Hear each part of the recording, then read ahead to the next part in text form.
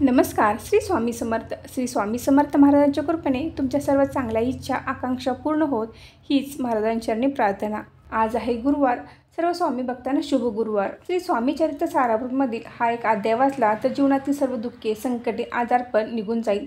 बरेच स्वामी भक्त स्वामी चरित्र सारामृताचे पारायण करतात. काही जण महाराजांची नित्य सेवा करतात. नित्यसेवेमध्ये रोज 3-3 अध्याय वाचले जातात. तर काही जण संकल्पयुक्त 11 गुरुवार किंवा सारामृताची 11, 21, 51 किंवा 108 अशी संकल्पयुक्त पारायण करत असतात. पण बऱ्याच आपल्या मैत्रिणींना नित्यसेवा करणे शक्य होत नाही किंवा अशी संकल्पयुक्त पारायण करणेही शक्य होत नाही.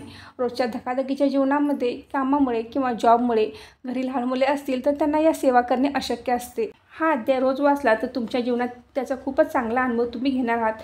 तुमच्या घरातील दुःखे संकटे गरिबी घरामध्ये असणाऱ्या अडचणी सर्व दूर होतील. तुम्ही तुमच्या रोज देवपूजेच्या वेळी हा अध्याय वाचला तरी देखील चालेल. तुम्हाला जर सकाळच्या वेळी हा अध्याय वाचणे शक्य नसेल तर दिवसभरात तुम्ही कधीही वाचू शकता किंवा सायंकाळच्या वेळी देखील हा अध्याय वाचला तरी चालेल. असे म्हटले जाते की स्वामी चरित्र सारामृताचे वर्षातून किमान 21 पारायण तरी जरूर करावीत. पण ज्यांना हे जमत नाही किंवा ते नित्यसेवा करू शकत नाहीत किंवा 21 पारायण करू शकत नाहीत त्यांच्यासाठी स्वामी चरित्र सारामृतमध्ये एक अध्याय आहे.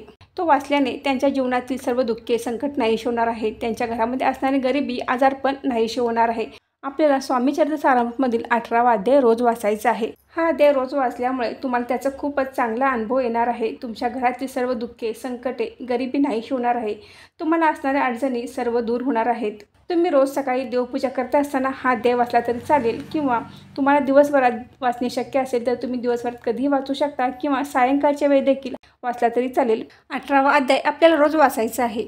तुम्ही कितीही दुःखात संकटात असाल, तुमच्यावर कितीही कर्ज असेल, तुम्हाला कितीही समस्या असेल तर महाराज तुम्हाला नक्कीच मदत करतील. तुम्हाला त्यातून बाहेर काढण्यासाठी नक्कीच तुम्हाला ते मार्ग दाखवतील. हा अध्याय आपण रोज वाचणार आहोत तर यासाठी कोणताही नियम नाही. फक्त आपण मांसाहार करून कधीही अध्याय हा वाचू नये.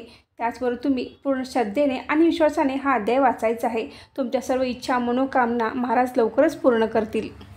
तर तुम्ही तुमच्या नित्य देवपूजेच्या वेळी स्वामी चरित्र सारामृतमधील हा 18वा अध्याय जरूर वाचावा. त्याचा तुम्हाला नक्कीच चांगला अनुभव येणार आहे.